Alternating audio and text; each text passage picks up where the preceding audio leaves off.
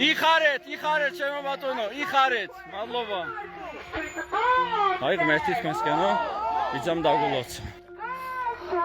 Sabahınız xeyir dostlar.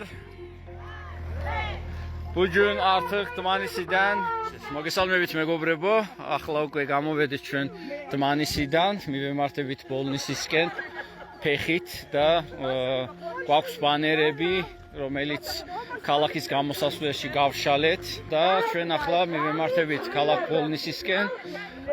იქ ესე იგი დავრჩებით ამაღამ, ხვალ გავაგრძელებთ გზას მარნეულისკენ და ჩვენ გზადაგზა ხალხი შემოგვიერთდება ბოლნისსა და მარნეულში, ასევე თეთრი წყაროდან დაგვხვდებიან კოდასთან და ორშაბათს ჩვენ საღამოს ჩავალთ ესე იგი თბილისში, შევუერთდებით რუსთაველზე აქციებს.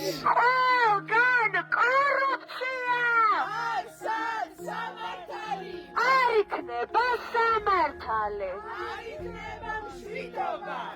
ეს არის ძირითადი არსი და გარსი. პროტესტი უნდა გავიდეს რეგიონებშიც.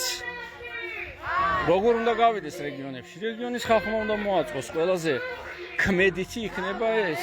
მოუსმინეთ ხალხის ხმას.